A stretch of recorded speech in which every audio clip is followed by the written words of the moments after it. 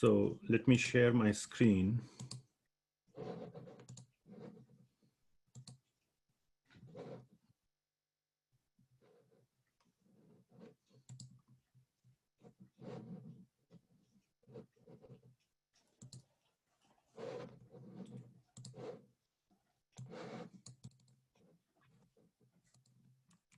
So this is the website, vedabase.io. You don't have to type this EN, but if you just go to Vedabase. By the way, are you able to see the screen? Yes. Yes. Yes. Yes. Yes. So, Yes. okay, great, thank you.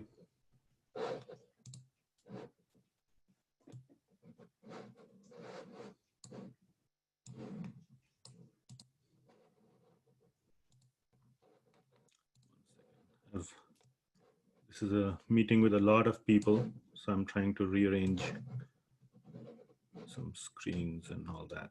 Give me a second, please.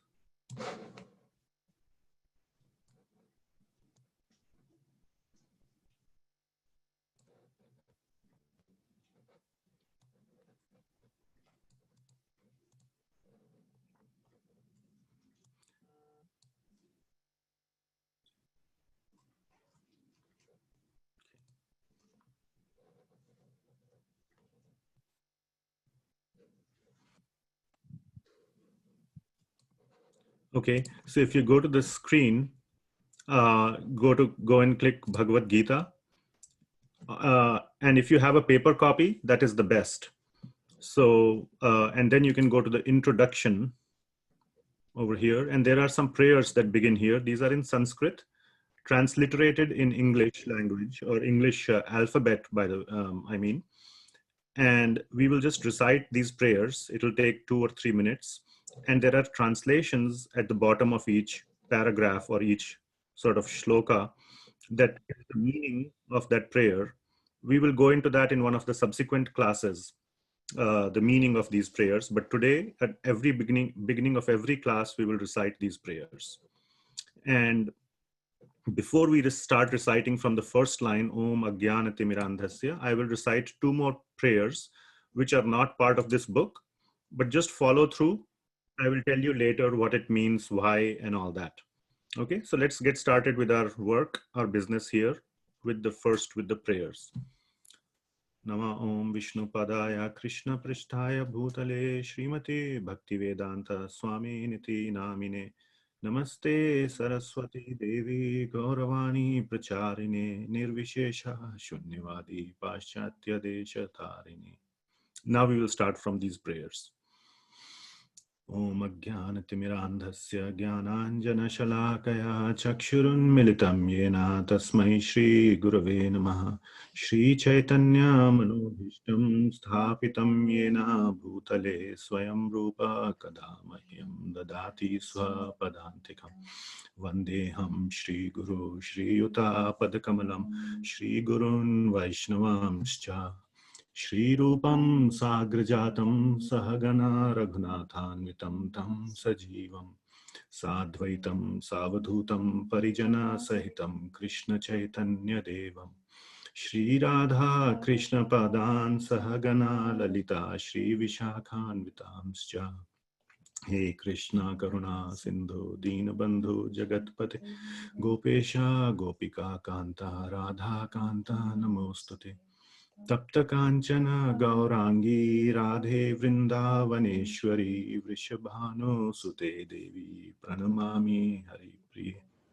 Vanchakalpatarubhyascha Kripa Sindhubhya Evacha Patitanam Pavanebhyo Vaishnavebhyo Namo Namaha Jaya Shri Krishna Chaitanya Prabhu Nityananda Shri Advaita Gadadhara Shri Vasadi Gaura Bhakta Vrinda Hare Krishna, Krishna Krishna, Hare Hare, Hare Rama, Rama Rama, Hare Hare. Okay, stop sharing. Okay, so welcome everybody to this first session or first class of the series on Bhagavad Gita. This is going to be an approximately a 6-month course on the Bhagavad Gita. So we had sent out some emails and WhatsApp messages and so on to spread the word about this course. To our surprise, a lot of you showed interest and registered for it. And as we can see here, we have 123 people right now. I had no expectation that so many will sign up, but that's good. That's Lord Krishna's wish. I will try my very best to provide a wonderful, good understanding of the Bhagavad Gita during these 6 months. This is going to be a 6-month-long course, approximately. It could go up to 7 months, or depending upon if we take any breaks in between or any holidays, or just if the session goes longer because of more questions and more discussions, etc. Today, we will be going over the orientation, which is a very, very important aspect to give an understanding of what exactly this is all about. What can you expect from me, and how you can participate in it to get the maximum benefit out of this course. So please pay very, very careful attention to this session, and for that matter, all sessions, but to kind of understand what this is all about, what we will be covering, how you should approach it.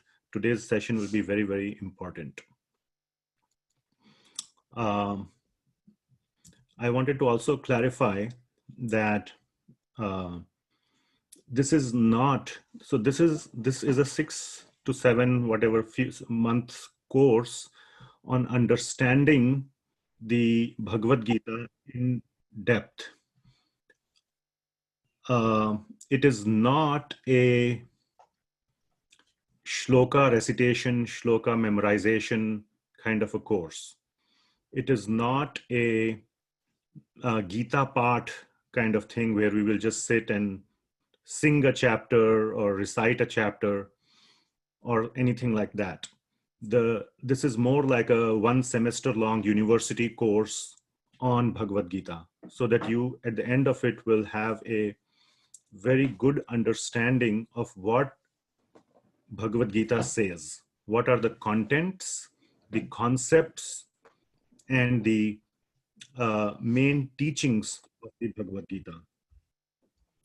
That is the intent of this course. It's not about, like I said, memorization, recitation, singing, any kind of ritualistic programs or none of those kind of things. It is a very, very deep, as deep as we can get, but pretty deep journey into the understanding of the Vedic philosophy. Bhagavad Gita is the foremost textbook that summarizes all of the Vedic knowledge. And it's a highly theistic course, which means that it will talk a lot about God, what God wants us to do. And we will go over more into it, but it's highly a theistic course. And you can say that it is a course that will help you to really understand what is sanātana dharma. Translated into more simplistic language, you can say, to understand what is Hindu religion. By the way, the word Hindu is a term that was coined much later, only about 1,000 years ago. There is no word like Hindu in any of the Hindu scriptures or books like Bhagavad Gita. There is no word Hind. Just to give a little historical background, Hind came from the word river Sindh, and the people, all the invaders in the earlier millennium that invaded India came from the western part of India, and when they came to the Sindh River, they said that everybody who lives on the other side, on the eastern side of the Sindh River is Hindu, because they couldn't pronounce the word sa, so they said ha. And so that's how the term everybody who lives in India or in this Bharat Varsha became Hindus. There is no such word as Hindu in the Bhagavad Gita or any Purana, any place, wherever you will see, you will not see the word Hindu. But it's okay, we all understand what is Hindu religion today. And this is going to be a very deep journey into the understanding what the Hindu religion is. I would like to say what the sanātana dharma is. So please try to come to all the classes. You will derive the maximum benefit by not missing any classes. Of course, there's no way, I mean, you know, if you have some emergencies or any other thing like that, it's okay, but to derive maximum benefit, treat it like a course at a university, where if you miss something, you should expect yourself to do some catch up.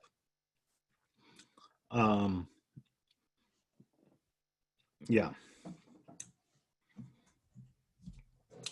Couple of things I wanted to mention.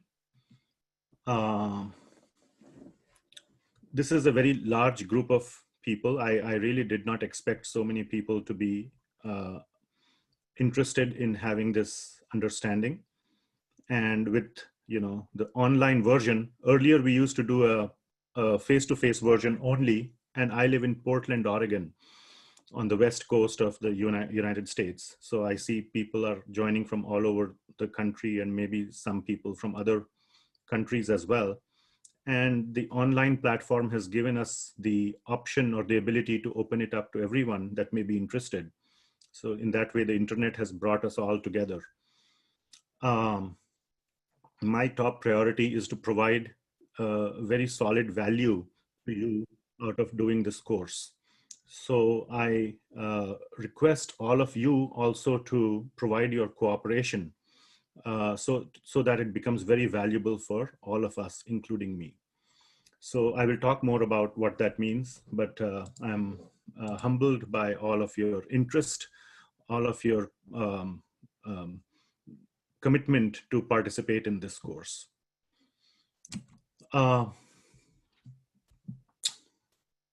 I'll start with a quick intro about myself and few other things. So I have been doing similar or courses like this for many years, about 10 years or more than that. And every year we have been doing this kind of a batch, which runs for about 6 to 7 months on the Bhagavad Gita. So we have been doing, I have lost count of how many batches we have done earlier. And there are some of the people that are participating here are from the previous batches. So, you know, you're all welcome to attend future batches if you would like, if we can continue to do it online or whatever the case may be. So I am 45 years old. My name is Param Karuna Das. That is the name I got or I was given by my guru at the time of my Diksha or initiation. In the sort of the common world, or when I was born, the name that I was given was Purushottam Goyal. So that's my sort of legal name, or the name that was given to me in this world. And then my guru gave me the name Param Karuna Das. We will go into more details about Diksha, initiation, if time permits at some point of time. That's not important. But that's who I am. I work at Intel, the company that makes computer chips. And as an engineer or designer, whatever, I do my little part in making those computer chips. My wife is here with me. Her name is Gunjan Tiwari. Her initiated name is Damodar Leela Dasi. She is also on the chat. Maybe you can wave. Yeah, she's waving there. So you can spot her. And she, we kind of work as a team. She has taken all the load of doing all the logistics and planning and you must have been seeing a lot of emails or other messages from her. So she manages all of that part, and I focus on the classes. We have 2 children as well who are also participating in this course. They have participated in the previous courses as well. And Bhagavad Gita is a topic that, even I learn every time I do a class. I end up learning something myself. So it is something very deep, and you just can't you can't understand it enough. There is no bottom to it. At this point, I just wanted to show the Bhagavad Gita to you. Most of you would have this kind of a Bhagavad Gita. And if you turn back, at the back, there is a quote by Mahatma Gandhi, and I just want to read it. This is what he has said about the Bhagavad Gita. When doubts haunt me, when disappointments stare me in the face, and I see not one ray of hope on the horizon, I turn to the Bhagavad Gita and find a verse to comfort me, and I immediately begin to smile in the midst of overwhelming sorrow. Those who meditate on the Gita will derive fresh joy and new meanings from it every day. So this is what Mahatma Gandhi is saying, and arguably he has read the Bhagavad Gita many, many, many times in his life. But he's also saying that every time he reads it, he derives new meanings from it every day. So that is, I can tell you with 100% certainty that is absolutely true. I have read the Bhagavad Gita a few times myself, and every time I read it, I get new insights, I spot new things, and there just can't be enough number of times that one can read it and say, I'm the master. If you claim that you're the master of Bhagavad Gita, then probably that's an indication that you're not. So again, we are on this journey together, and I plan to make it a wonderful, enjoyable journey for yourself, all of you, and for me. Why am I doing this? That's the question that I get asked sometimes. I'm just doing this purely for the sake of sharing the Bhagavad Gita with all of you. It is something so valuable, and it is the new generations are coming along, this understanding is getting rarer and rarer, and that should really not be the case. It should be very widely, this knowledge is supposed to be very widely disseminated. And I have just I get a lot of personal satisfaction in sharing this with all of you. The deeper reason for why one shares the Bhagavad Gita will be clear when we go through the Bhagavad Gita, because in the Bhagavad Gita, Lord Krishna himself is saying that those who share this knowledge with others are the most dear to him. So he says that in 18th chapter, verse number 68, if for those who you want to look it up. That is, in fact, the main reason why those who share Bhagavad Gita with others do it is simply because Krishna himself says that those who share it with others are very, very dear to him. And we want to be dear to Krishna. So we are trying to follow his instructions and do something that pleases Krishna. I'm not doing this for any personal favor at all. I will never ask you for any personal favors. I will never ask you for any money. I will never ask you for any benefits. But I will ask you for many things. And all those things will be what Krishna has asked all of us to do in the Bhagavad Gita. So I am going to be a messenger of what Krishna has asked us to do, and I will try to re-emphasize and reconvey that message to all of you. I will only repeat Lord Krishna's message as I have got it from the Bhagavad Gita, and I will try my very best to not change that message or to not add my masala or my interpretation, my twists and turns on it. The best teacher is the one who conveys the message unmodified, like a postman. When a postman delivers a letter to you, he does not open the envelope and change the contents of the letter and then seal it back and then deliver to you. That would be a crooked postman. A good postman is one who just takes the sealed envelope and delivers it to the recipient. That is the job of all the teachers, especially of the Bhagavad Gita.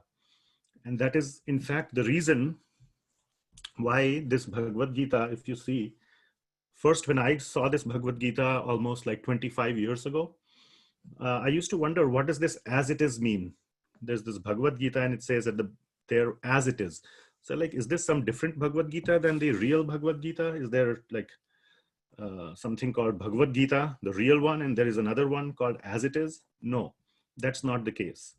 So the person who has written the commentaries on this Bhagavad Gita chose to add that tagline, As It Is, to re-emphasize the part that this edition or the commentaries, the translations of the Bhagavad Gita are as Krishna intended it to be. Krishna is the author of the Bhagavad Gita. You all know that Krishna was speaking the Bhagavad Gita to Arjuna. We want to get exactly the same meaning of the Bhagavad Gita as the author of the Bhagavad Gita intended it to be, and that is Krishna. And to emphasize that point, the Acharya, his name is A.C. Bhaktivedanta Swami. He's also popularly called as Srila Prabhupada. The reason why he has written that is to convey to us that the intent or the message of the Bhagavad Gita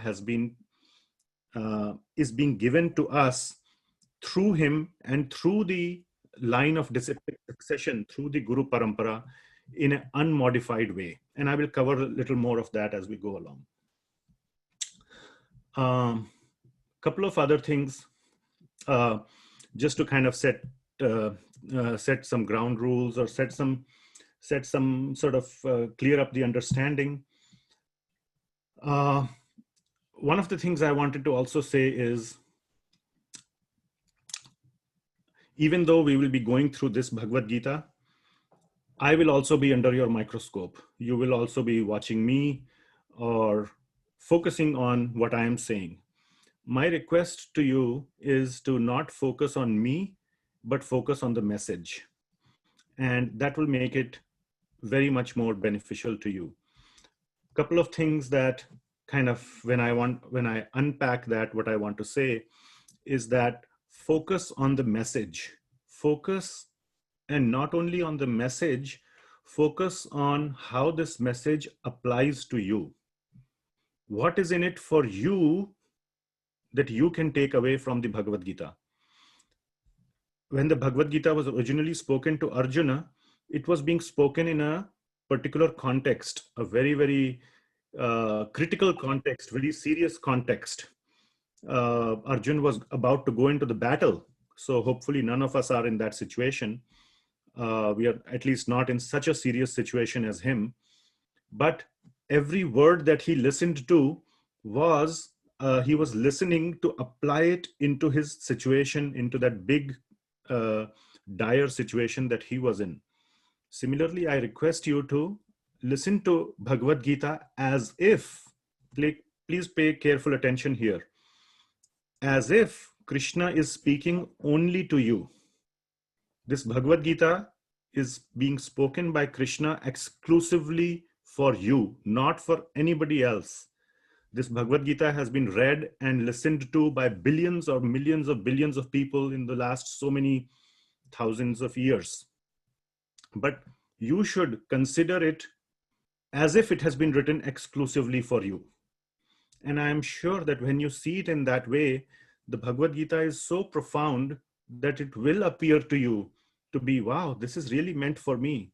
A lot of questions that you have in your heart, everybody is going through some turmoil or the other, or some conflicts internally in their minds and hearts, and try to apply it in your life. That is when you will get the maximum benefit. So in that sense, it is not like a university course. I said before, it's like a 1 semester course, but most university courses, at least the ones that I have done, I have forgotten all of them. And and hardly when you do a course, there's hardly a sort of a situation where I have to apply it in my life. Yes, some courses may have some lab components and you go do a lab. And actually, if the results don't come correctly, you make up the results so that the line is straight. The readings that you get give a curved line. Teacher says it has to be a straight line. So we change the readings to make it fit into a straight line. All those things we have done. So that's really not applying it into one's life. But this opportunity of the Bhagavad Gita, please use it to apply it very, very, very, sincerely in your life, in small ways, not like Arjuna, not like any big acharya or big sannyasi or swami, but at your level, just try to apply a little bit, and that's when it'll begin to open up for you. I promise you this, I guarantee you this. I have tried it myself. A lot of people have tried it, and that is not only the best way, the only way to enter into the message of Bhagavad Gita is to begin to apply it even a little bit in your life. Otherwise, you will get a very good theoretical understanding of it with zero real understanding. Okay, and so that would be my request. What that also means is we will be engaging in a lot of question answers. Engage in thoughtful questions. There can be two types of questions, information seeking questions and application seeking questions. So there can be many, many, many questions that are of the information type. What about this? What about that? What about that? I heard this, I heard that. Can you explain? But the kind of questions that I would request you to focus on and ask are the ones that have a impact on your life. When you ask a question, it should be something that the answer to which will unblock you in your life in some way, or will have an impact in your situation. You don't have to describe that situation. You don't have to say, oh, I'm not having a good relationship with my boss or something, or whatever may be the case. But ask the question without divulging any personal details or something, but ask something that will help you move forward in your life. Bhagavad Gita is the manual for life. Just like any complicated machine, you cannot run it without a manual. Everything comes with a manual. Even I'm using Zoom, this software, and I don't know all the buttons and all the things. I have to go look up the help pages of how to make this, how to do this, how to do that. It's a complicated piece of software. Similarly, the human being is the most complicated machine. After living with your wife or with your parents for 10, 20, 30 years, you still haven't figured them out fully. So people are complicated machines. You use that machine, you interact with the machine for so many years, still it's hard to figure it out. And how to run the machine in the best possible way. Bhagavad Gita is the manual for human life. And it gives us very, very clear understanding of how to make the best use of human life and how to deal with other human beings as well. How to get the maximum efficiency and maximum energy out of ourselves and out of our relationships with other people in our lives. So that is what is available out of the Bhagavad Gita. And try to make use of that by asking very thoughtful questions, not what if questions, or not information related questions. Also questions in a very sort of well-posed questions, not in an argumentative way. And some of you may be having a lot of prior knowledge of the Bhagavad Gita, a lot of you might have read Bhagavad Gita from one source or the other. That's very good if you have done that. A lot of people here have not had any exposure to Bhagavad Gita. So we want to make this whole series or this course beneficial for everyone. So I request those of you that have had prior exposure and to let it be a space where it is a learning experience for everyone. And I do not want to enter into arguments or long and deep discussions on a one-on-one level during the class. We can have offline discussions if you would like to discuss any deeper topics. So I want to avoid any argumentation and any such thing. Bhagavad Gita also has, or could have, there are many, many people, hundreds of people that have written commentaries on the Bhagavad Gita. And not all commentaries are exactly the same or convey the same meaning. Many commentaries convey slightly, or in some cases, vastly different meanings. So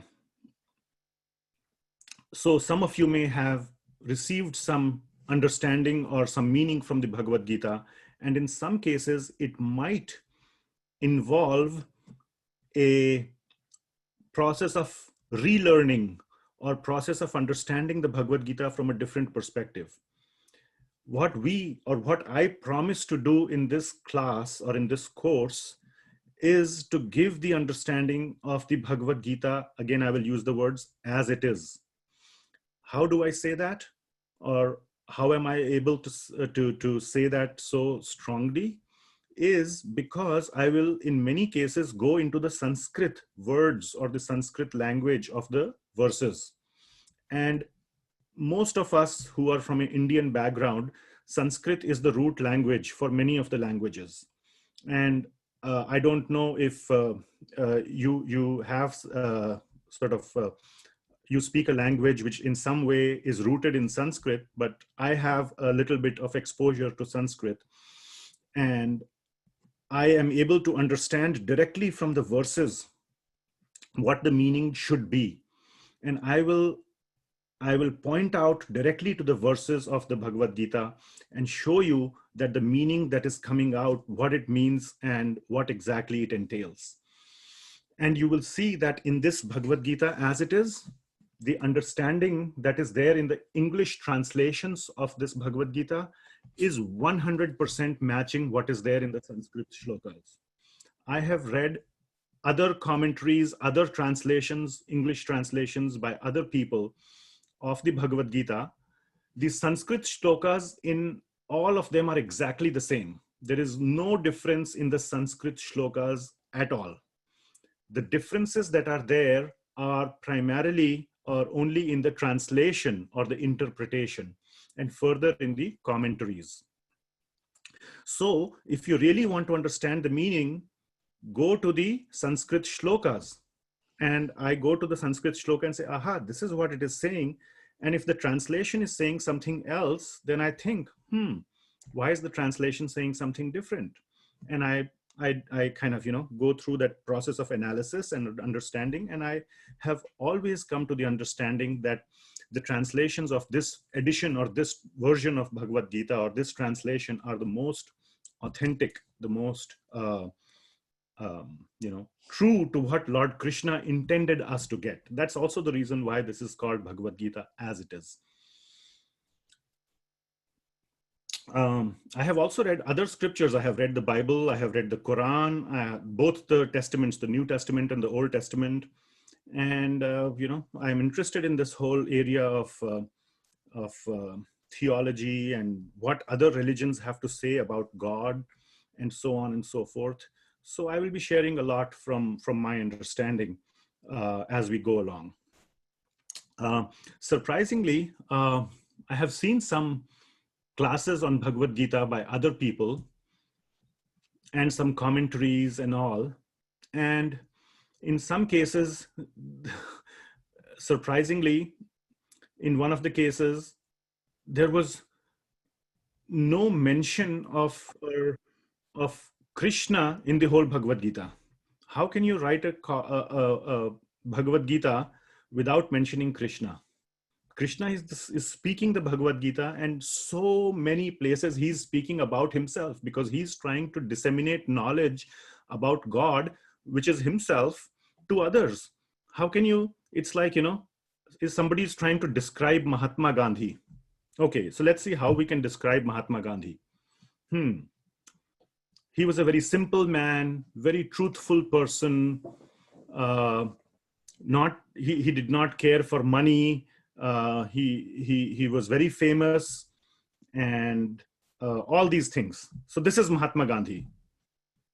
Have I conveyed who Mahatma Gandhi is? Everything that I have said about Mahatma Gandhi is true, but is it conveying the essence of who he is? The answer is no.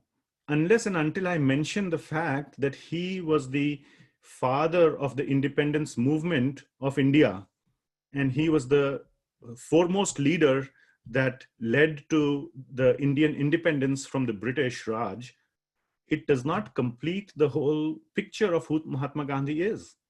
So you can keep beating around the bush about Krishna, but you don't say that Krishna is God himself, then such a commentary of the Bhagavad Gita is not correct.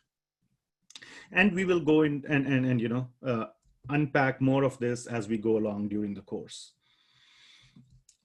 Okay, changing gears. One more question or one more point I want to bring out very strongly. I have seen, like, you had the registration forms, and a lot of you said that I want my child to do this, have a good understanding. And I see here on the Zoom video, a lot of children are sitting and listening to the Bhagavad Gita. That is very, very good. This spiritual knowledge is meant to be understood at a young age. I have heard of, somebody was telling me a story that in his life, that somebody gifted, somebody's boss was retiring. And so retirement, I assume that the person who was retiring was maybe like, 55 or 60 years old. And this person gave a Bhagavad Gita as a gift to the person who was retiring. And that person got furious. What do you think? I'm going to die or something? He said, why are you giving me Bhagavad Gita? I'm not going to die. I have still so many years to live. He said, no, I'm sorry. I didn't mean that you were going to die. Why do you think like this? This Bhagavad Gita is supposed to be read by those in the last days of your life when you're going to die.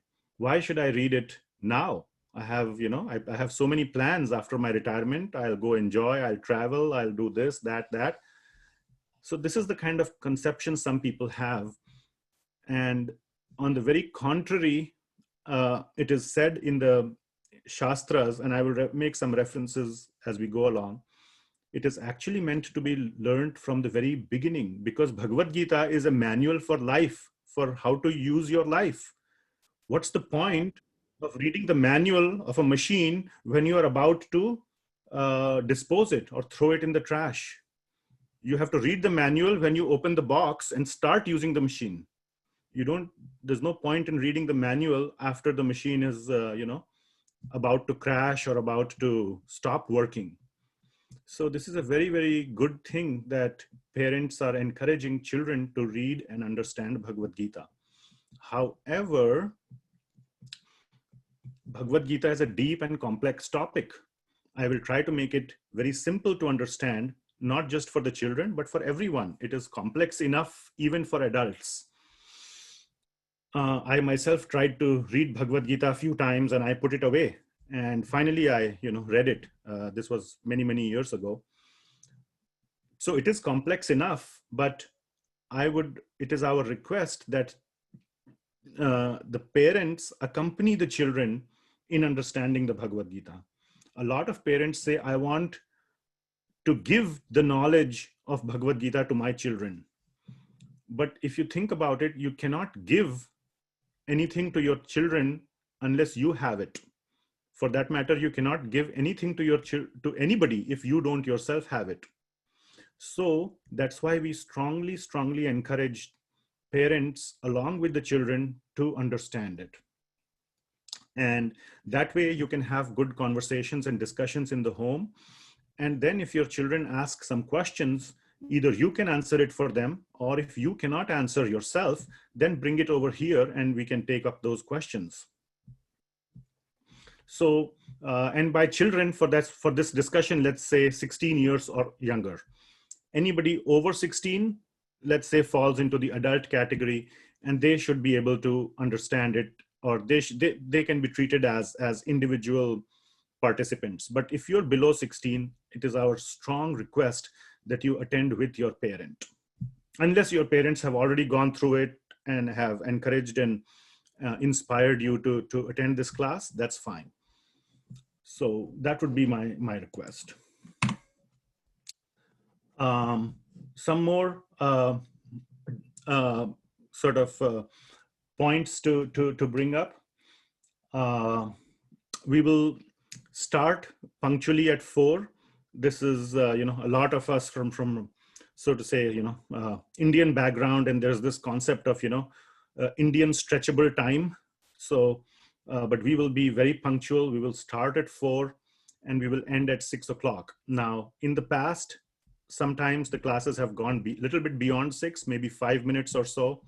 I will try to minimize the delay beyond 6 o'clock as much as possible.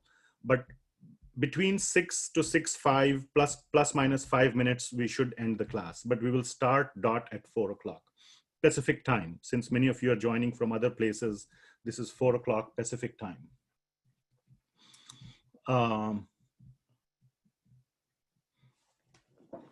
Yeah.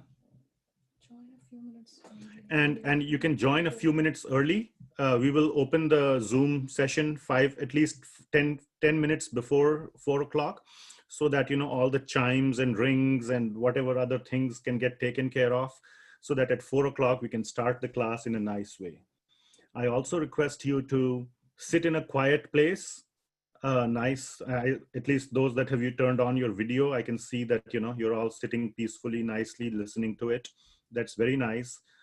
Don't try not to cook or read another book or do something else.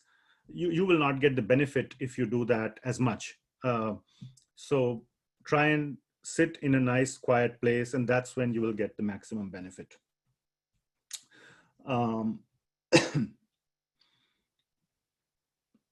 Let's see.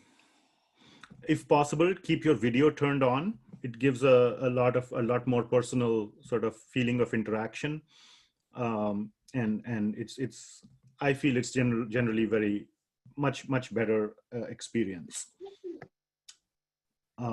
Please get your own copy of the Bhagavad Gita. That is very, very important. That way you can underline some portions. You can write down, scribble a question, or I encourage you to underline or write in the margin any question that you have, or things like that.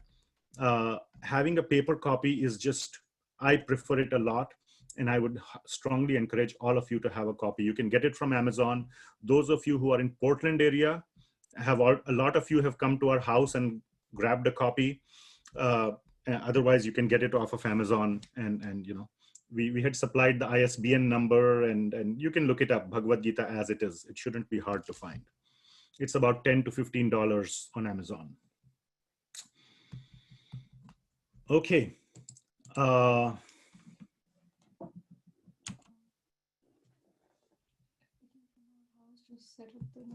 Yeah. And if you want to pick it up from our house in Portland, you can, contact my wife. She has been sending all the emails and WhatsApp messages. So you can WhatsApp her or email her and set up a time to pick up the book. All right. So let's see. Now we are going to change gears a little bit and go deeper into the Bhagavad Gita. At this point, I will pause and see if there are some questions on the chat. You can post your questions on the chat, and we can take there, or if you want, you can unmute yourself. But again, as I said, if there are questions that I think are going to be better answered later, I will defer them, or give a short answer and give a more detailed answer later, or things like that. So, but feel free to go ahead and ask thoughtful and important questions that are really important to you. Questions of that nature. So I'm reading the chat.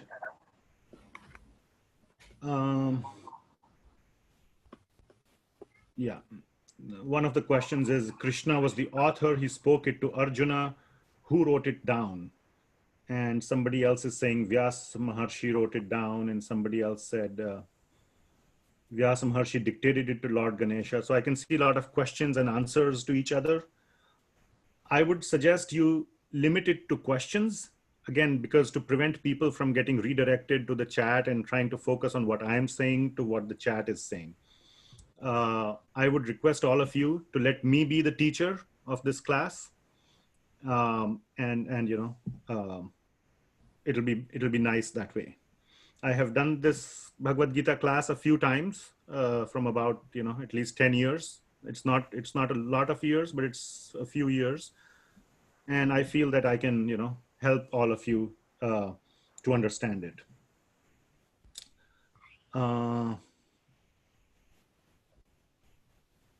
Somebody said even English.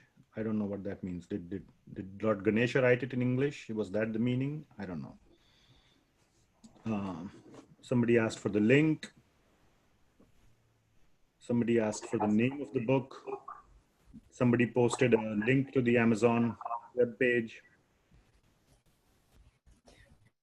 Somebody, can we get a recording if we miss? I am not generally planning to upload recordings. So you have to catch up by reading the book, and we can discuss offline. I generally try to keep it very much oriented to the class itself.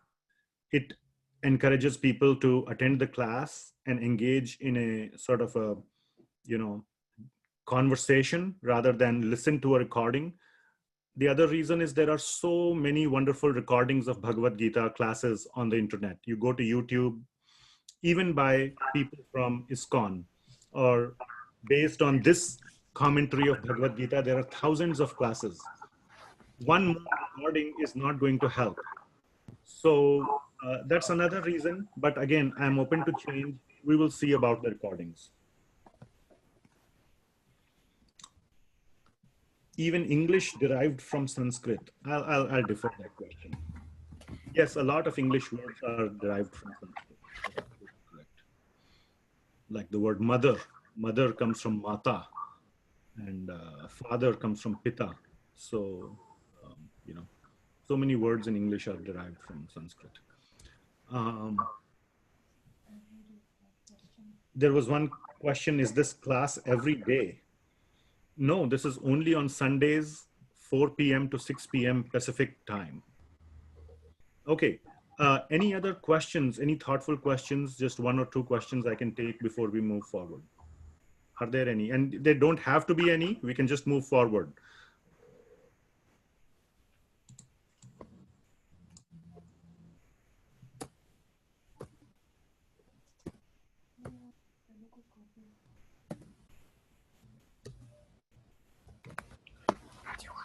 Okay, we'll move forward. So I'm going to share my screen again.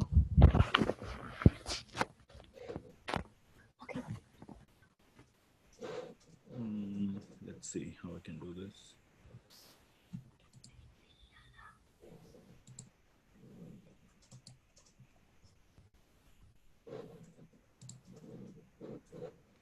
Are you able to, I'm assuming you can see the screen. If you can't see, then you can let me know. Otherwise, yeah.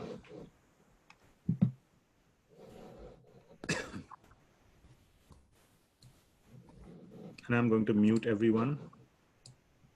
Okay. So the next question is, what will you, or what is available from the study of the Bhagavad Gita? And the answer is everything. Everything, as in every serious question about life that you have. And I go on to say, as much as every question that you have can be answered from the Bhagavad Gita. Of course, that doesn't include any troll questions like, okay, what's in the pocket of my friend? Or, no, I don't mean to say that. Again, keeping the conversation at a serious level, any question about life is answered through the Bhagavad Gita. I have talked about Bhagavad Gita to many, many people over the last so many years. And there has never been a time where I have not been able to answer a question that somebody has through the perspective of the Bhagavad Gita. So a lot of the questions, and I have a list of sort of a little graphic here. Wait. Yeah, you can just look at it. I hope you can see the screen in a big enough font or whatever.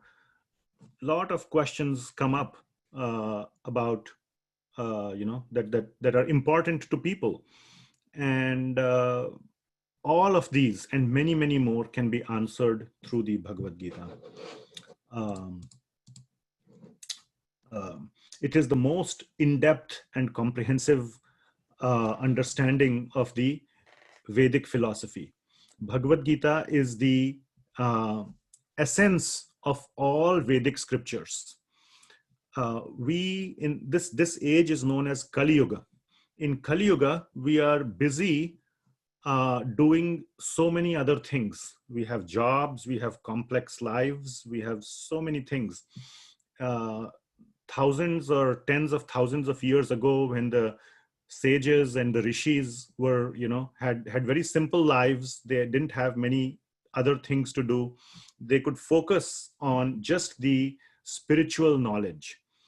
And we don't have that kind of time. We don't have that kind of interest.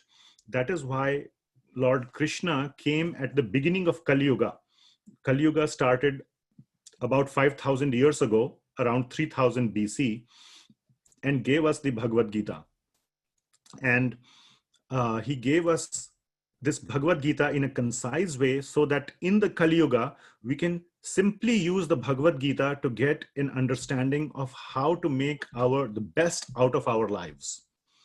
And that is why there is no need to read any other scripture. Now, we will talk about other scriptures as well, or other Vedic texts as well, but one should first, this is sort of the first stop, and one should try to get a good understanding of Bhagavad Gita first. That itself could take several months, in some case several years. And then you can explore other scriptures, but Bhagavad Gita is sufficient to allow anyone to lead a completely fulfilled and satisfied life.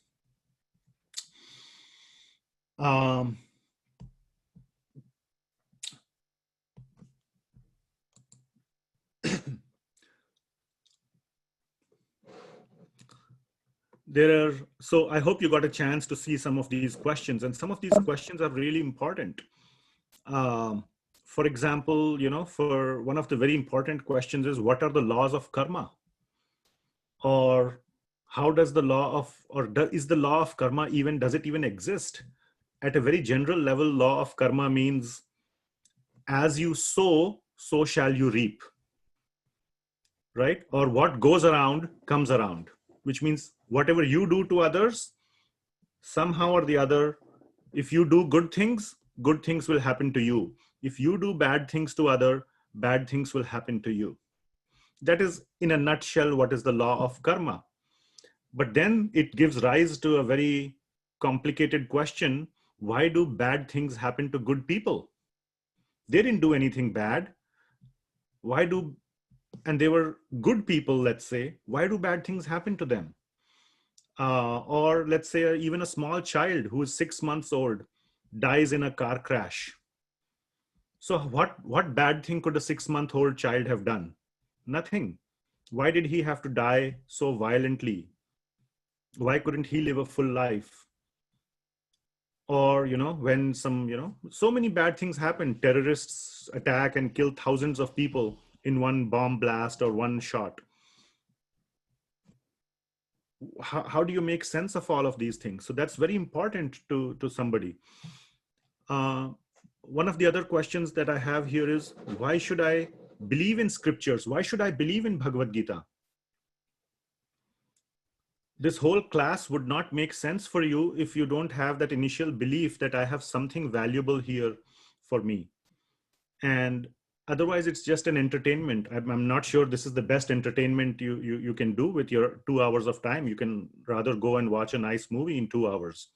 So I wouldn't argue that this is any kind of entertainment. This is going to be a pretty boring class if you don't feel that there is some value here.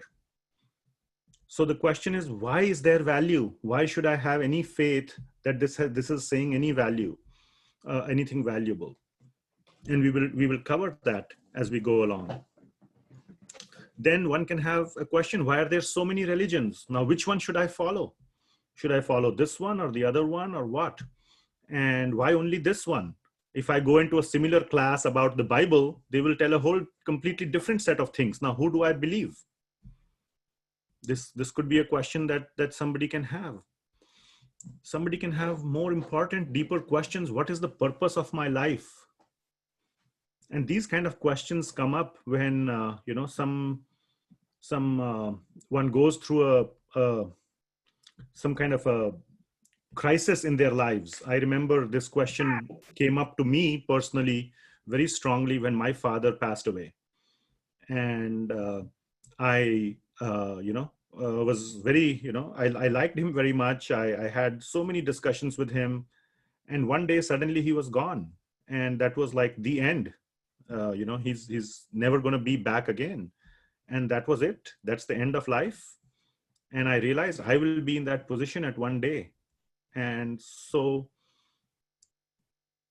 that's it. That's the end of life. And what's the meaning of life?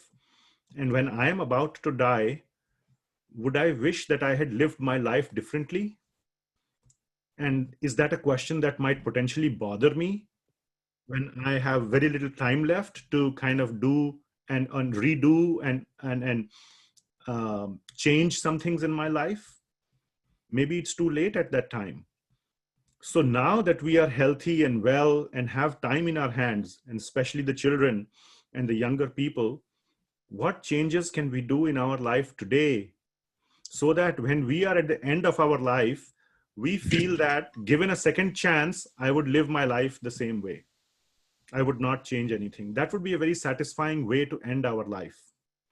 And it would be a very satisfying way to live our life, because you're living a life really that you wanted to live, that you feel fulfilled and satisfied by. And answers to these very important questions are available in the Bhagavad Gita. Many other questions. I mean, each of these questions we can talk about for several minutes. What happens when when someone dies? And where did he come from? Does he go somewhere else after death? Which means before you were born, you came from somewhere else? Or is this one life it? That's it? Is it just a group of cells, a group of neurons and cellular organisms? What is life all about? Does God really exist? Is God a person? Is he really there? We say, God, please help us. Is somebody listening when we are saying, please help us? Or is it just some hot words coming from our mouth and going into a vacuum? So these are very important questions. And I have listed it down as some bullets. I'm not going to go over all of these in detail, but you can look at it and, I'll leave the slide up there for a few seconds. You can see some of these questions might resonate with you.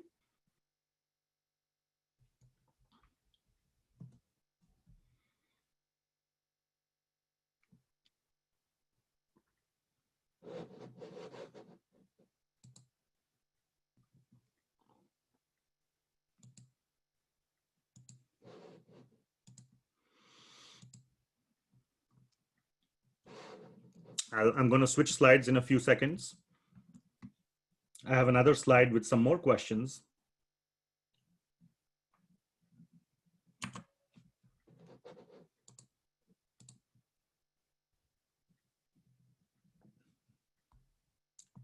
So these are all answers to all these questions are available in the Bhagavad Gita. every single question will be answered very, very specifically and very strongly, very precisely. I'll personally make sure that you get very clear answers to all these questions.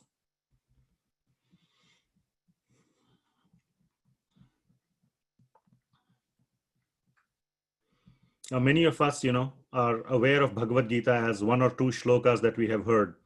What's the most common shloka we have heard in Bhagavad Gita?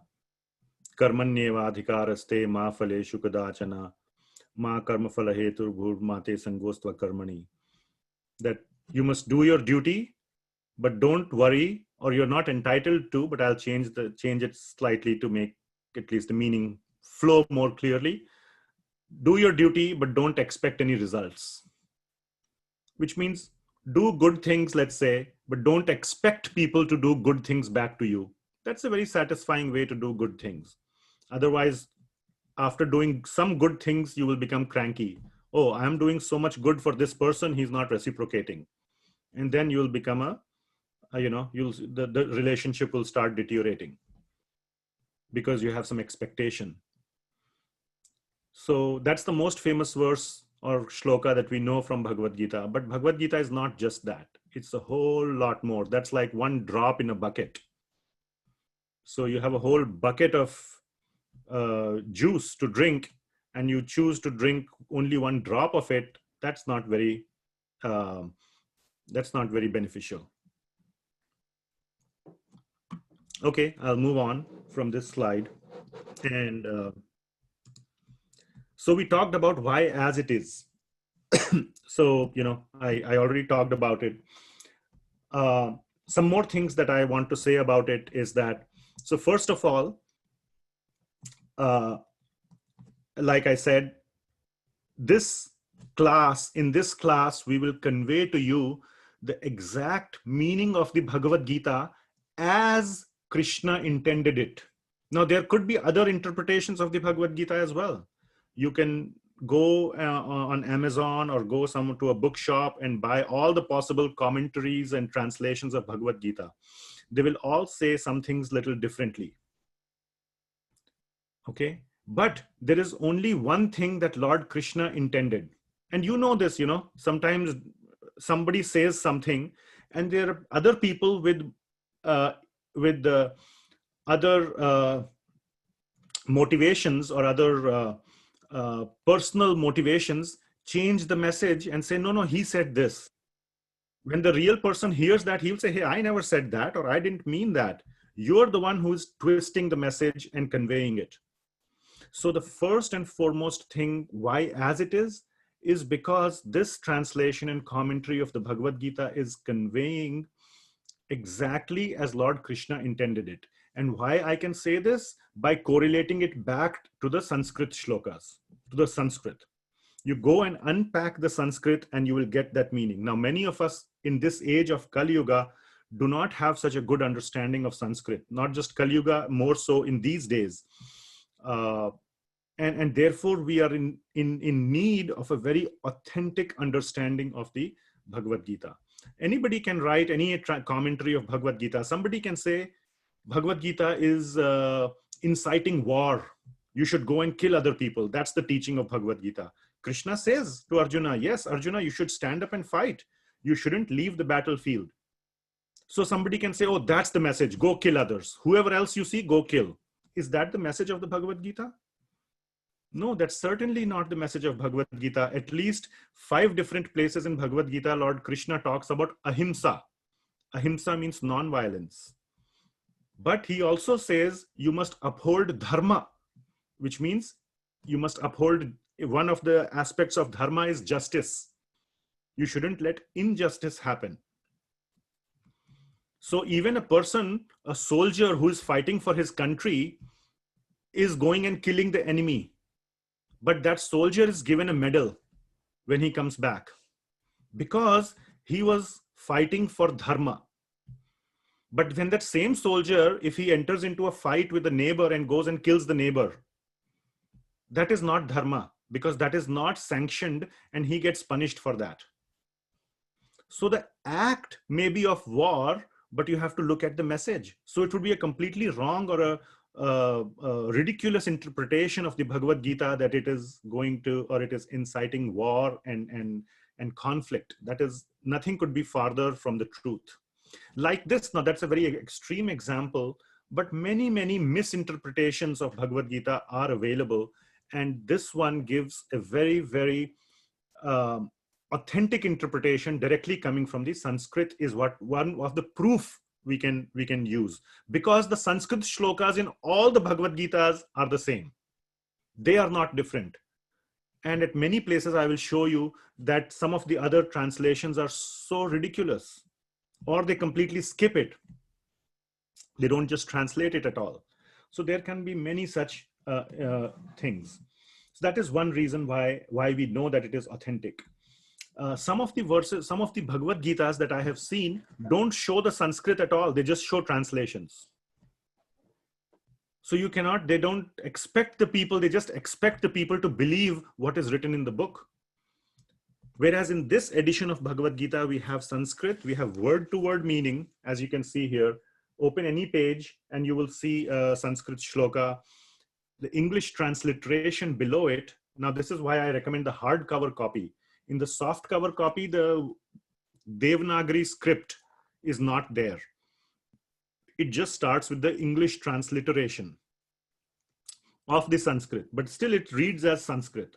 Then there is word by word meaning for every word. Now, those of you who know Sanskrit, or you can use a Sanskrit dictionary and see that all the words, that the meanings that are given are correct.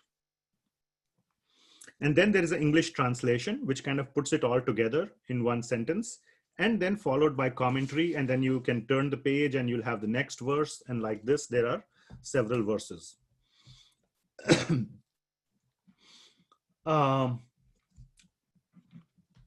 So that's about why as it is.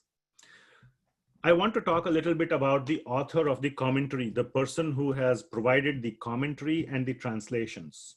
His name is A.C. Bhaktivedanta Swami. If you again look at the cover of the Bhagavad Gita, you will see at the bottom here, his name is mentioned. His Divine Grace, A.C. Bhaktivedanta Swami Prabhupada. A.C. stands for Abhay Charnaravinda. That's the full name, but it's too long to kind of fit into one place. And generally the sannyasis and acharyas have long names because they are given these titles. Bhaktivedanta is title. A Swami is also a title. His Divine Grace is a, like you said, to any king or something, like to the British Queen, you say Her Majesty, Queen Elizabeth, whatever you say. So like that, His Divine Grace, Abhay Charnaravinda Bhaktivedanta Swami Prabhupada. He was born in 1896 in Calcutta, India. And at the advanced age of 69 years old, in 1965, he came to America to teach the people in America about Bhagavad Gita. And before coming to America, he spent 30 years preparing to come to America. There's a book which is titled, which is a biography of his life, which says the title of that book is A Life in Preparation. Which means that, you know, his entire life he spent in preparing to come and give this message to the Western side of the world. And this was an explicit instruction by his guru. Now, one of the things you will see in Bhagavad Gita is that the instruction of guru is very, very important.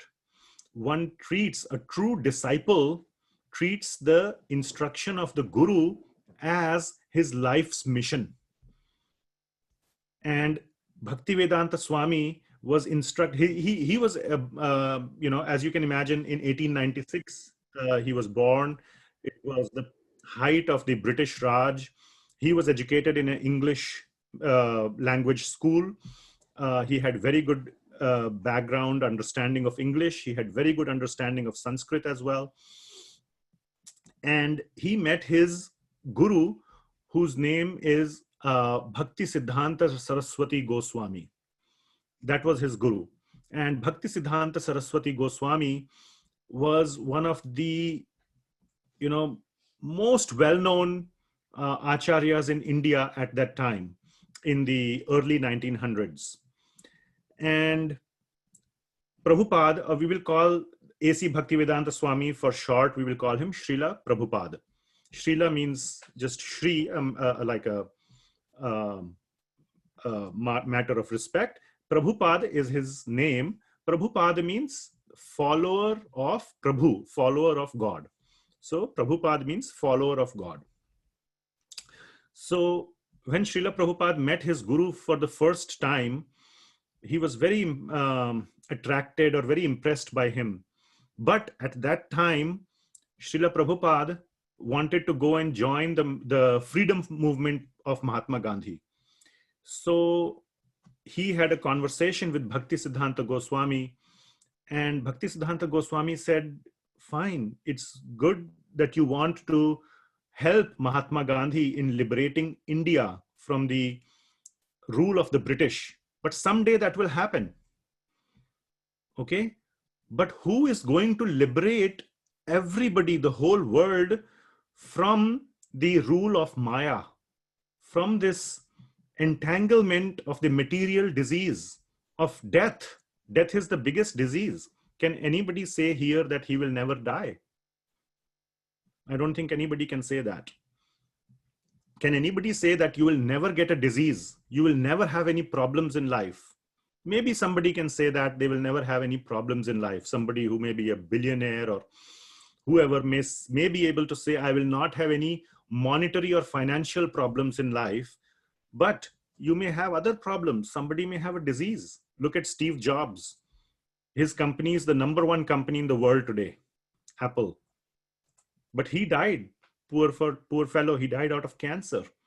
He would have wanted so much to live and see his company be the #1 company in the whole world. He would have been a multi-billionaire. He already was, but he could not save his own life. So the point is, so his guru told him how to liberate people from the material disease. And isn't that a bigger cause than liberating India from British Raj? And that movement is already well underway. I would like you to be similarly a leader of a movement, not a follower of a given movement, which is already on its way to success. And he got convinced by that. And he spent the next 30 to 40 years preparing to come to the Western world to distribute this knowledge of Bhagavad Gita. One time when he was in London, somebody asked him, so Swamiji, why have you come all the way to London to give us Bhagavad Gita and to do all this thing? You can do it in India. And there are so many places. So he was equally witty. He said, yes, but there is one thing. You came to India 200 years ago and you took away everything from India. But you forgot to take one thing back to England, which was the Bhagavad Gita. So now I have come to give you that final thing. So please take it, and then you will have everything that India has to offer. So that was his response, a nice, witty response. But the main point is that the instruction that he received was to go and distribute Bhagavad Gita all over the world. And that also was driven from the same point that is there in Bhagavad Gita itself, that nobody is more dear to Krishna than those who distribute this message to others. So he took it upon himself to go and distribute this Bhagavad Gita to all over the world. And one thing that I feel very happy about, for example, is our, not our, well, I am very much a citizen of the United States. I love this country very much. This is my country. But my previous country, which is India, which I also love, the current Prime Minister says, Narendra Modi says that, this is the gift I take whenever I go anywhere else. I go and gift Bhagavad Gita to others, because this is the best thing that India has to offer to anybody. So that's a very inspiring message. And we are also trying to do the same thing, which is to distribute the knowledge of Bhagavad Gita. And that's what A.C. Bhaktivedanta Swami spent his entire life doing, coming to America at the age of 69, till the time he passed away at the age of 81. In those 12 years, he solidly established the message of Bhagavad Gita, the chanting of Hare Krishna, the Maha Mantra, Hare Krishna, Krishna Krishna, Hare Hare, Hare Ram, Ram Ram, Hare Hare, became a household name. Everybody used to call these people the Hare Krishna people. It became known all over the place. And in 12 short years, he was able to very widely spread this whole message of Bhagavad Gita throughout the world. And after his passing away in 1977, his disciples and his other followers have been continuing this whole process since then, under the umbrella called as ISKCON, International Society for Krishna Consciousness. Okay, so I wanted to go a little bit more into this concept of as it is. Another reason why this is as it is because of the Guru Parampara, disciplic succession. What does that mean? So you can see here in the picture, I assume you can still see the screen that I'm sharing. And you can see here, and do you see my mouse? So you can just nod your head. That way you don't have to, unmute yourself or something. Okay, great. Somebody did like this. That's good. So here he's sitting, is a picture of Bhaktivedanta Swami or Srila Prabhupada, and it kind of shows a line of other people going back all the way to the top to Krishna. You see Krishna at the top. So Krishna is the source of this whole disciplic succession or parampara. Krishna gave this knowledge first to 4 people. Okay? And then each of those 4 gave it to their followers and their followers and their followers. And like that, the whole sort of tree began to expand. The tree of knowledge. And it came down to this second picture right above Srila Prabhupada is the picture of Bhakti Siddhanta Saraswati Goswami, who I was talking about. He's shown here, and then he gave that knowledge. Now, this is a spiritual connection. It didn't mean that, Prabhupada did a 6-month course or anything like that, like you're doing, or anything like that. He received that spiritual spark, the spiritual understanding.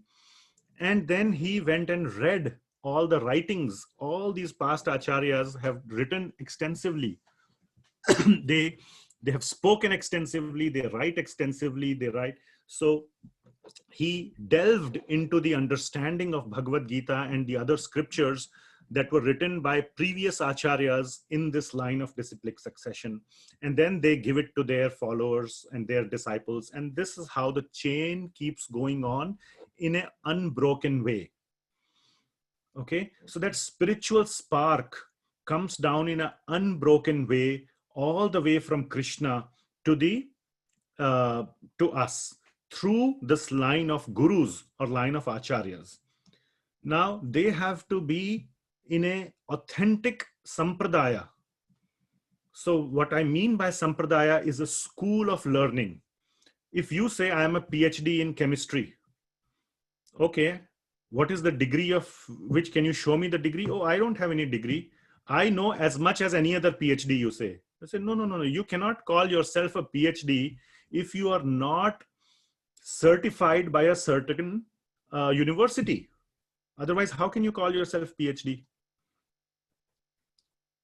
Okay. If you go to a doctor's office, they will put up all those certificates in the lobby, MD and FRCS and whatever other things from this place, Johns Hopkins University or whatever university of so and so and so and so. If you go to a doctor and say, oh, I don't have any degrees, but I will operate on you. Will you agree to get treated by such a doctor? No. So there are 4 authentic sampradayas, and those are, so when I was mentioning, for example, Lord Krishna gave this knowledge to 4 people. One of them was Brahmaji. So Brahmaji actually is a student of Lord Krishna. And that sampradaya is known as the Brahma Sampradaya. The other person that Lord Krishna, by the way, Lord Krishna and Lord Narayana, one and the same. We will explain this difference of Krishna versus Narayana or Vishnu in later class. But they are the same person. It's just person having wearing different clothes. Okay. So like I see a lot of you, sitting in your t-shirts, let's say at home, but when you go to office, you wear a tie and you're the same person, but in a different attire. So just like that, Krishna and Narayana are the same person, but in different look and feel. So the second person that this knowledge was given to was Mother Lakshmi.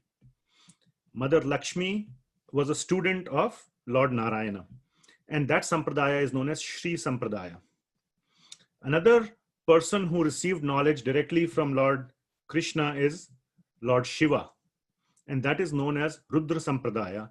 And then the other person, which is actually a group of 4 people, 4 young boys, 5-year-old boys, they are known as the 4 Kumaras. Sanat, Sanandana, Sanat Kumar, and Sanātana. And these 4 boys received knowledge directly from Lord Krishna, and that is known as the Kumara Sampradaya. So these are the 4 authentic schools of Vedic knowledge. And in the Brahma Sampradaya, Brahmaji imparted this knowledge to Narad Muni. Narad Muni imparted this knowledge to Vedavyasa. And Vedavyasa then imparted it to his next disciple, and so on and so on and so on.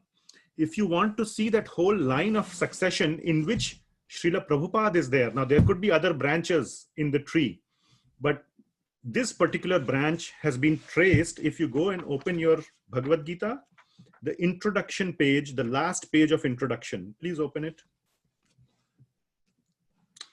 In my copy, it is page number 30.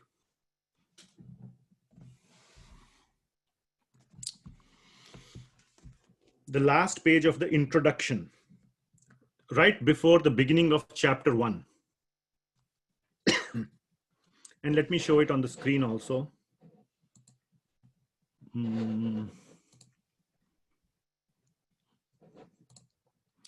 Bhagavad Gita introduction.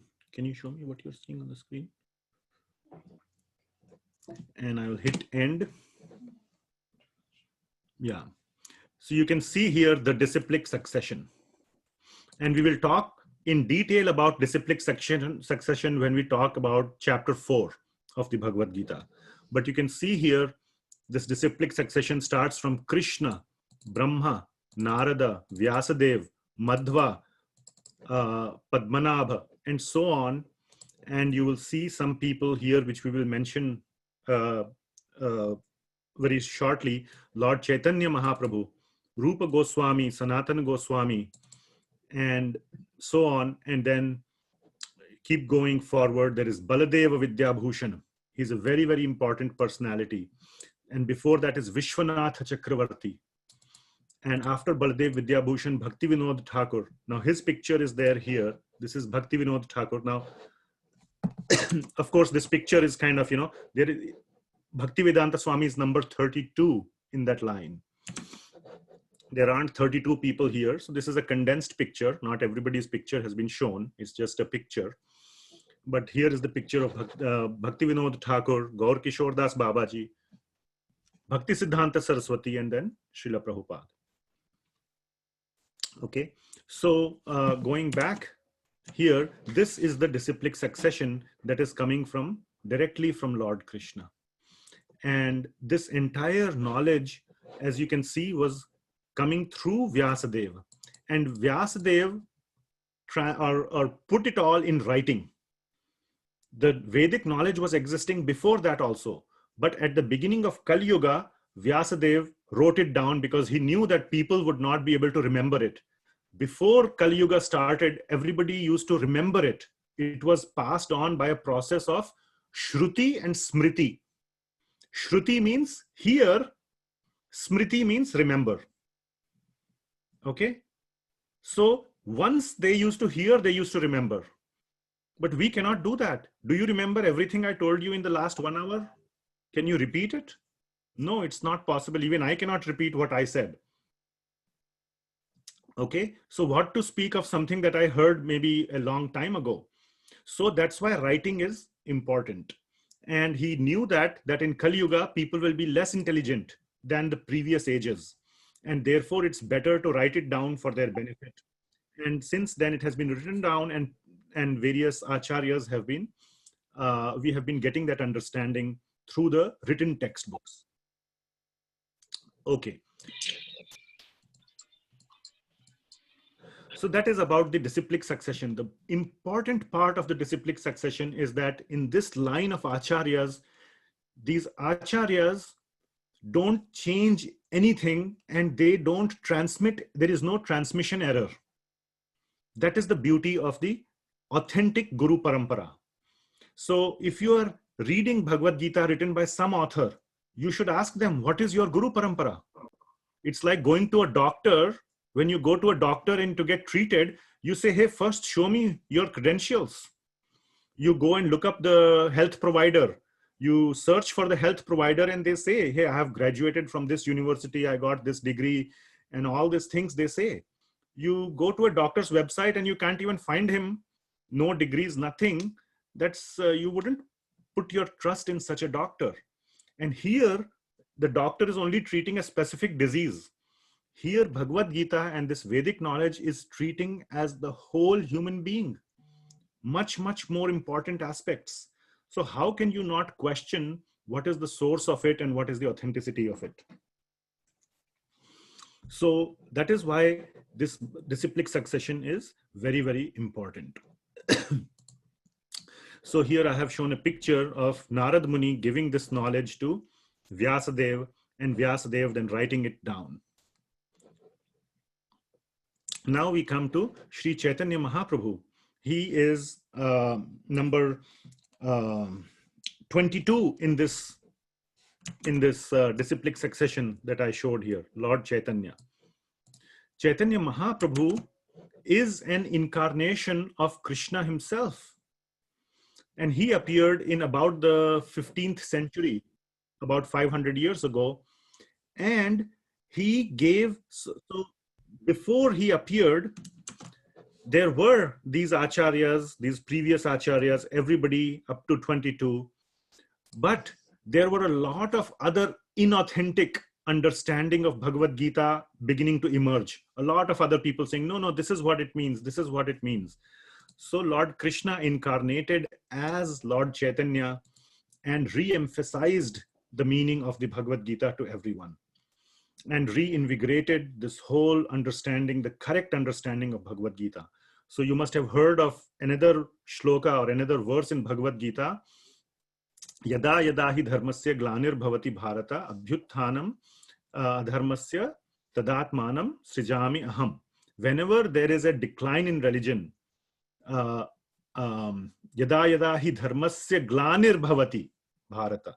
So whenever there is glani of dharma, whenever there is a decline of dharma that happens, then yada yada hi dharmasya glanir bhavati bharata abhyutthanam adharmasya, to kill off, to remove the adharma, abhyutthanam adharmasya, tadatmanam srijami aham. I, aham, reincarnate. I come again to re-establish, to kill off or to remove the adharma and to re-establish the correct understanding of dharma. So Lord Chaitanya appeared, Lord Krishna appeared as an incarnation and re-established that understanding, because a lot of other, it's like the main plant is growing, but there are so many other weeds that are growing around it that the main plant is hidden among the weeds. So what he did is that when he came there, he removed all the weeds so that the main plant can become prominently visible. Okay. That is Chaitanya Mahaprabhu. His 6 disciples, he had 6 principal or chief disciples. They are known as the 6 Goswamis of Vrindavana. These are very, very important personalities who we will, and they wrote extensive amount of scriptures, a lot of understanding. They also put it in writing.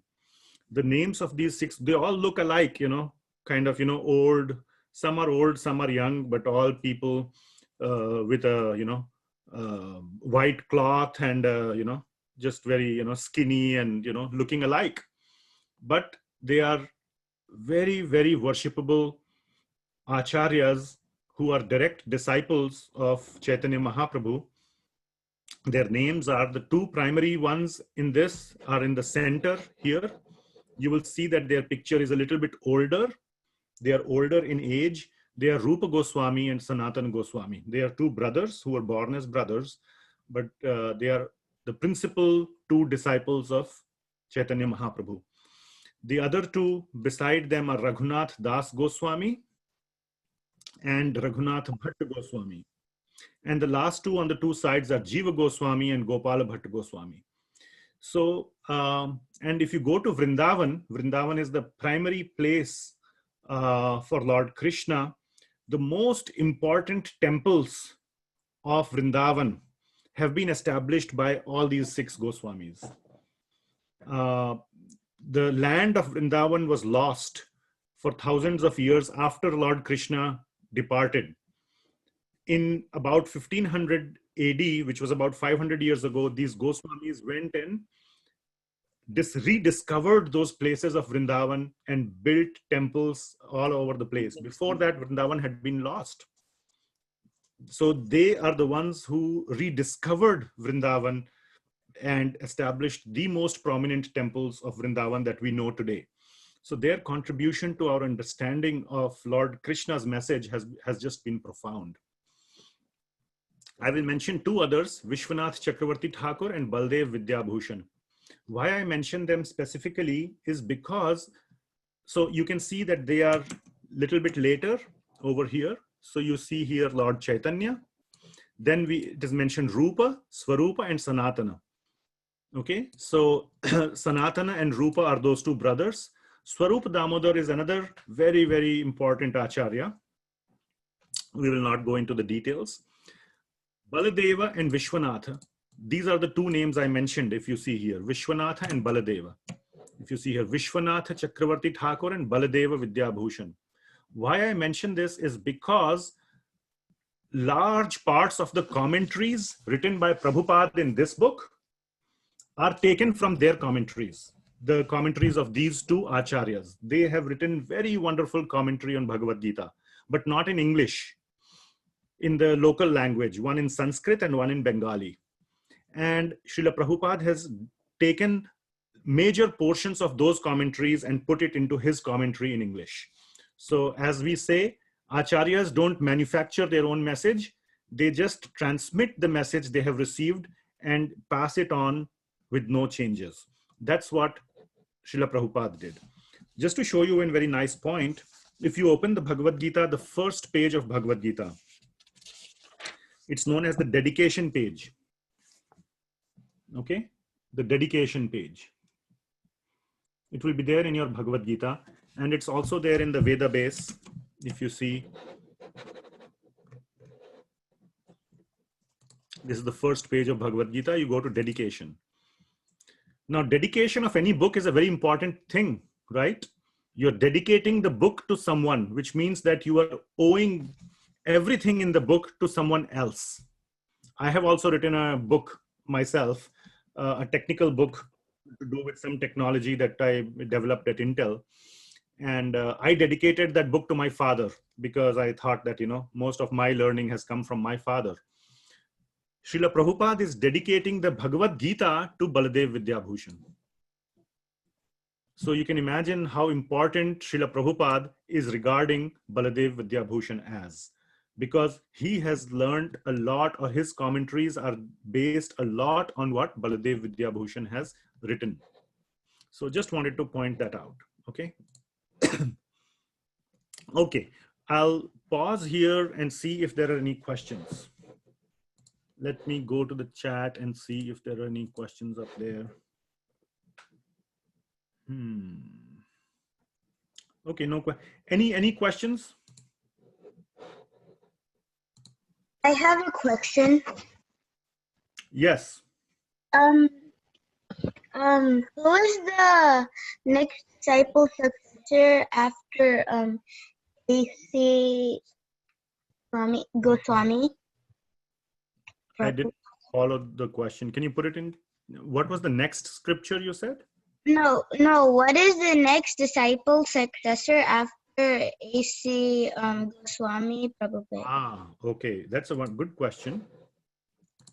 So you're asking that after 32, who's number 33? Yeah. So Bhaktivedanta Swami, just like all these other, like before, have multiple disciples, not just one. This was showing everybody above him, because every shishya or every student has only one guru, but a guru can have more than one disciples, right? Like every child has only one father. Of course, there is mother also, but let's just take the example of father as an example. Every child has only one father, but a father can have many children, correct? So Bhaktivedanta Swami has many disciples, and some of them are alive today, and some of them are, among them, some of them are just, regular householders, and they're all old by now, because as you can imagine, Prabhupada passed away in 1977, which is what, 43 years ago.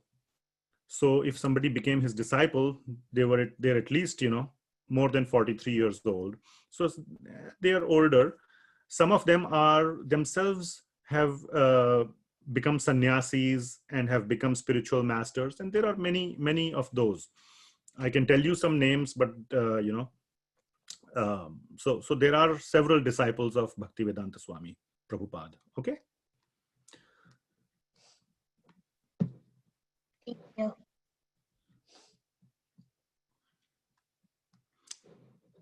Okay. So, Prabhuji, can you repeat the sampradayas, what you told, like Brahma sampradaya, Shri sampradaya, and after that I couldn't. Rudra sampradaya and Kumara sampradaya. Okay. Thank you, sir. Thank you. So, Rudra sampradaya is like headed by Lord Shiva? Yes. He's the principal deity or the principal receiver of knowledge directly from Lord Krishna or Lord Narayana, same. But the recipient was Lord Shiva. There's one question that is here, which is English was made from Sanskrit, right? I'm not sure how to answer that question. English is rooted in... No, he's saying that the book was written in Sanskrit, and Okay. then the English book was made based on the Sanskrit verses. I think that's what he meant. Okay. Can you So ask? what did you mean by the question about is it the English language came from Sanskrit, or is it that this English version of Bhagavad Gita came from the Sanskrit commentaries?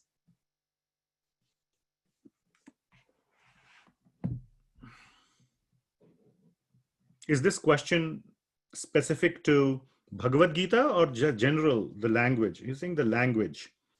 So Sanskrit or English is a more modern language. It originated from a bunch of other European languages. I'm not a linguist expert, but they were rooted in most of the European languages were rooted in Latin, and Latin in turn, our understanding is ultimately rooted in Sanskrit.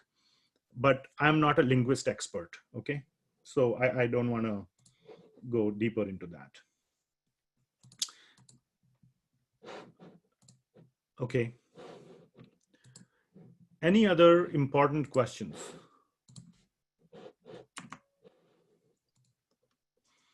Okay. So we have about 15 to 20 minutes. Let me cover some other points of the Bhagavad Gita. We will go over it more quickly so that we can start with chapter 1 next time.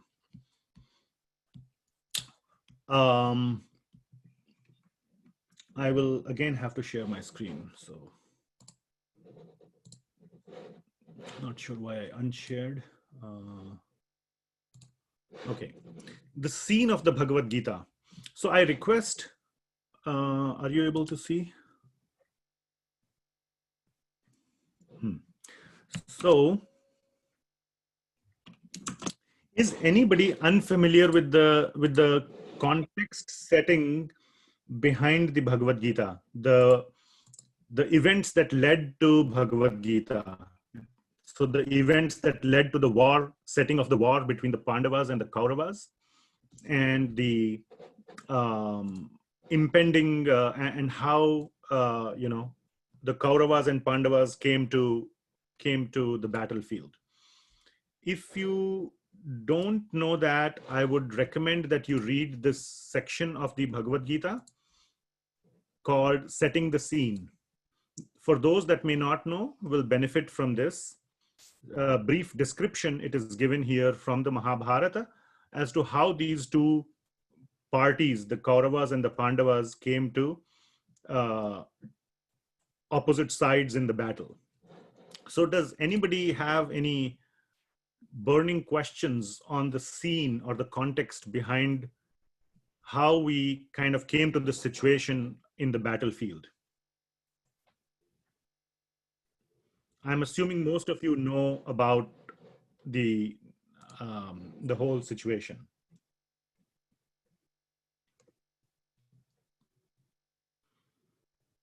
Okay. What was the reason for the war? Somebody is asking on the chat.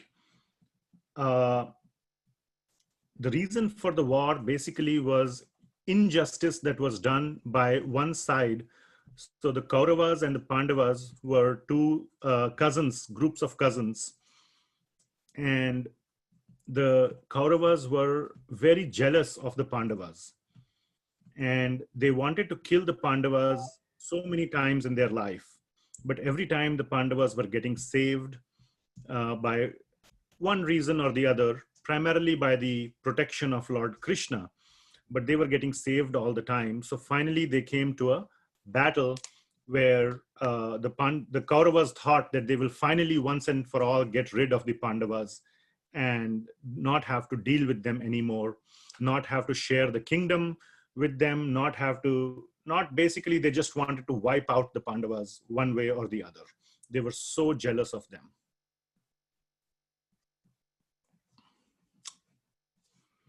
Okay. And what was the war called? The Mahabharata war. So now I assume, Arush, is it a child? I assume you're a child. You should ask these questions to your parents.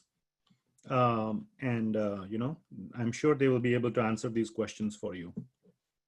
Yeah, you're 10 years old. Very good. Involve your parents in this question answer, and I'm sure they'll be happy to have this discussion with you. I have a question. Yes. Did the Pandavas and Kauravas have the right to war even though they were cousins? Did the Pandavas and the Kauravas have the right to war? What was the thing? Like, did the Pandavas and Kauravas have a right to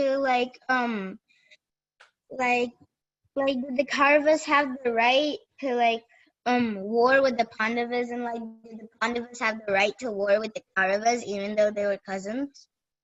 Well, yeah, why not? I mean, brothers fight. They were cousins. Brothers fight with each other. So why not cousins? Real brothers. I mean, in the modern day, we see so many brothers fighting with each other. Half of the court cases, if you look in the court, are family matters. Within the family. It's not with neighbors. It's not with strangers. It's within the family. Husband and wife fights, brother and sister fight, brother and brother fights, mother and father fights, mother and son, father and son. Everybody fights. So why not cousins? Okay. Thank you. Okay. Let's move on then. So let's get a sort of a quick overview of the Bhagavad Gita and how to sort of handle the Bhagavad Gita. So this is going to be a little manual of the manual. Okay. Bhagavad Gita is the manual for life.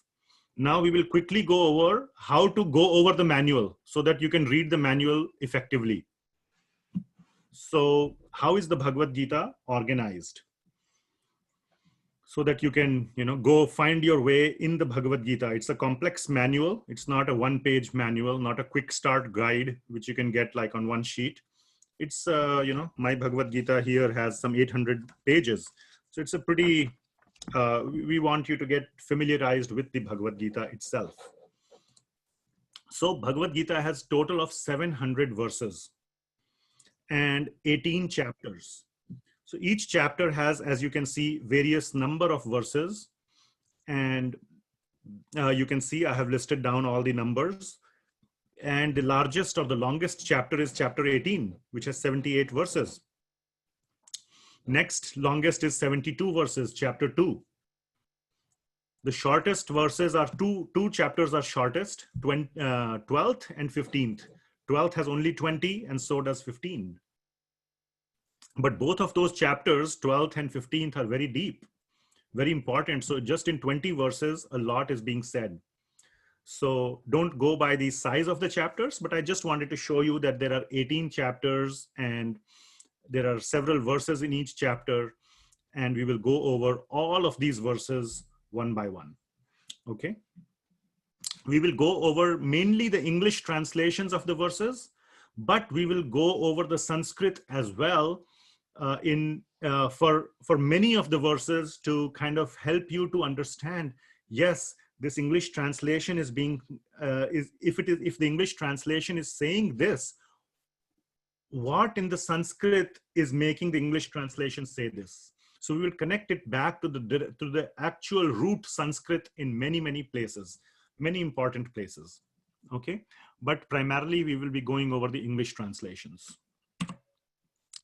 Now, one thing that I kind of saw when I held this Bhagavad Gita the first time are some of these weird ways of writing the letters. Now, if you open any place where the word Krishna is written, so let me find a place where the word Krishna is written.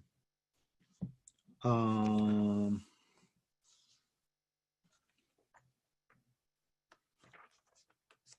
trying to look in chapter 1.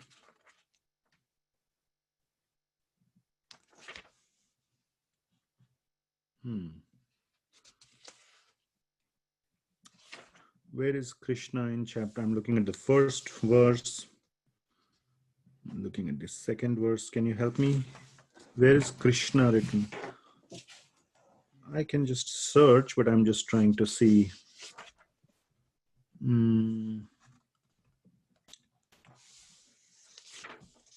First page, fourth line.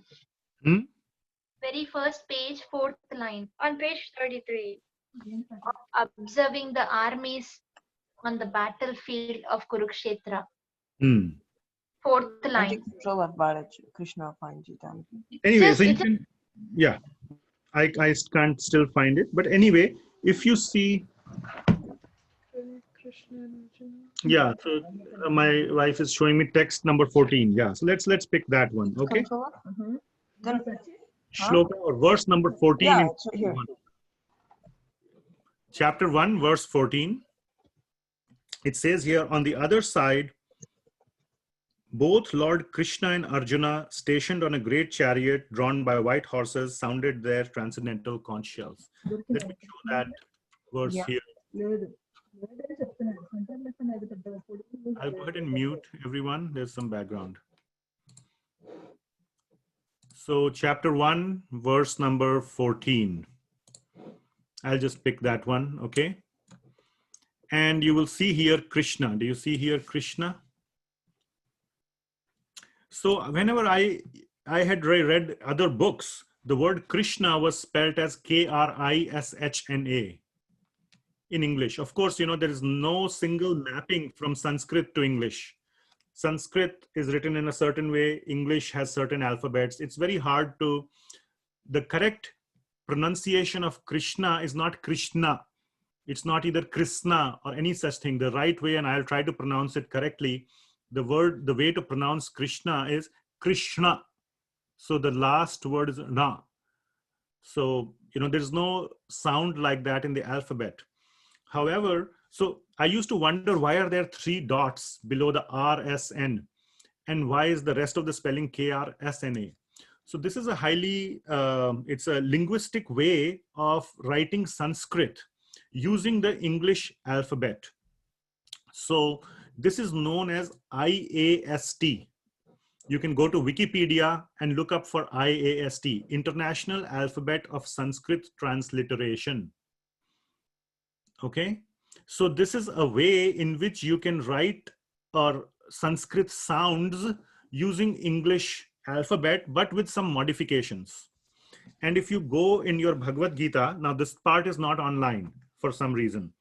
The people who maintain the website didn't put this part up, but in the paper copy of Bhagavad Gita, you will see a pronunciation index.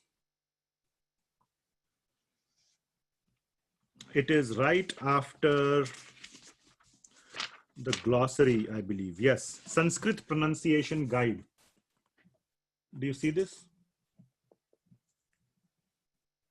Now this page will be there in your printed copy. And here you will see how to pronounce some of those words. And you will see how, like, what does it mean when there is a dot below the R, how to pronounce it. So this is not just some random choice or random way of spelling Krishna as K-R-S-N-A with the 3 dots. And if you look at IAST and all that, you will come as close as possible to saying the word Krishna in the right way, which is Krishna. So that is the meaning. That's the reason why this is. So this is all a result of linguistic research. This is not something that was coined by Prabhupada. He just used what the linguists were doing of how to write Sanskrit in using English language as best as possible. In the same way, so for example, when there is a little line over a letter, it means you have to pronounce it with a longer emphasis. So if you see this word Madhavaha, that's how I would read it in English, M-A-D-H-A-V-A-H, Madhavaha. But you will see that there is a dash or a line over the A. So this makes it not Madhavaha, it makes it Madhavaha. Now, of course, the same thing could have been done by putting 2 A's, M-A-A-D-H-A-V-A-H, right? But there is a way of writing a special emphasis A instead of A. And as you know, Krishna, another name for Krishna is Madhava. A lot of you children's name may be Madhav, or you may know other people whose name is Madhav. You don't call them Madhav, you call them Madhav. And the correct way to write it using IAST, International Alphabet for Sanskrit Transliteration, is with a dash or a line on top of the A. So I just wanted to, whenever you see such way it is written in this entire Bhagavad Gita, this Bhagavad Gita will be following IAST. Whenever you see that, you will see, you can refer to the Sanskrit pronunciation guide and you will get the correct pronunciation. Of course, those who can read directly the Devanagari script, they can just get the right pronunciation from there itself. So in the Bhagavad Gita, every verse is written in this way. First, the verse is written in Devanagari script. Then an English transliteration is provided, which means that same verse is written in IAST format using the alphabet with some modifications. A word-by-word translation is also provided so that you know the meaning of each word in the verse. This is the only edition of Bhagavad Gita which provides this. So that you can map, so that when you read the full translation, you can see where in the translation is this being said in the Sanskrit. We are not Sanskrit scholars. So I usually go to word first and I see, aha, that's where it is said. And then there is a commentary or a purport so that we can understand the Bhagavad Gita better. So it's 5:58 and there are some more topics that we will cover next time. And then we will start with chapter 1. Okay, so as to what is the urgency and what is the mood in which we should study the consciousness for deriving the maximum benefit. And I will also be giving some warnings, some gotchas, some things to watch out for, so that you are clear what you are getting into. So we will cover all these points, and then we will go into chapter 1, observing the armies. Okay. Any questions? Any last minute burning questions?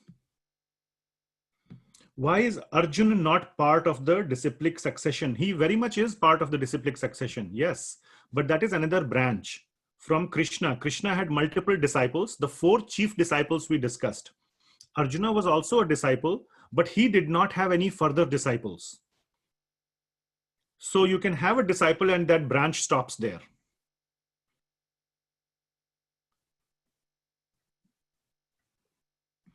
Okay. But any other questions regarding this course, regarding what you heard today? Any doubts, anything that is like bothering you, anything that is like, okay, this is not what I thought, this is not what I expected, or something that, oh, I expected to do this, but this course is all about that. If you have such things, we can talk about it. Or if you think that you're in the wrong place, I apologize. And then, you can, let us know that you want to drop out. That's totally fine. And, if this was not your expectation.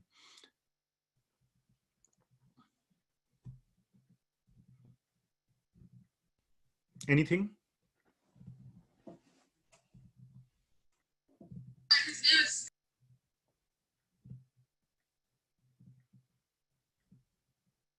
Everything is clear to everyone? Just would like to thank you for undertaking this effort, sir. Thank you so much. Okay, well, thank you for being here. Thank you very much. I have a quick question. Really nice. Yeah, hi. Can I invite one more friend of mine also? Yes, you can invite them. You can tell them what we covered today and ask them to register through the link, because that's how we get their contact information.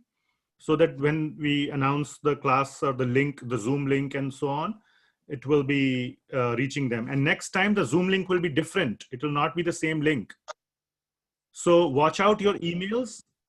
Now this is, okay, please stop, don't drop. I have one very important announcement. Okay, please make sure you watch your emails. I'll go ahead and mute everyone. Please watch your emails with Gmail and all the other ones, Yahoo and Hotmail. They have all these very strong filters for spam and all that. And when you get an email, it gets filed away into your spam or junk folder and so on and so forth. Please look at your email. And the other way of communication that we will have is through WhatsApp broadcast, not a WhatsApp group. It's a different thing called a broadcast. But the requirement is that my wife's number should be in part as a contact, you should add her number as a contact. Only then the WhatsApp will deliver a broadcast message to you. So please add her WhatsApp in your broadcast. What am I saying? Please add her number in your contact, in your WhatsApp contact, so that you can get broadcast message. So look at your emails, look at your WhatsApp.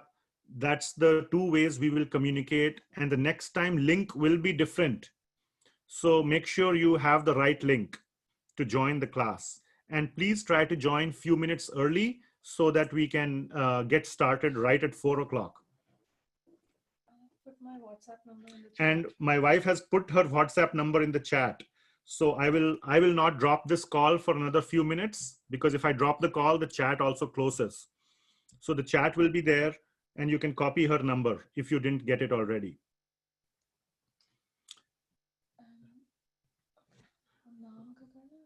Anything else? Any last closing burning questions about the class and the organization? Is the audio clear enough? Any issues with audio? Is audio clear? Yes, no? Yes. It was very clear. Okay, great. Well, if there is nothing else, then thank you very much for being here. We will start next Sunday. The classes are every Sunday, not every day. Every Sunday, 4 o'clock Pacific time. Please be punctual, join before time, and we'll get started. Thank you so much for being here. Hare Krishna. Thank you so Hare much. Krishna. Thank you. Thank you. Thank you. Thank you. Thank you. Thank you. Hare Krishna. Hare Hare Krishna. Hare Krishna.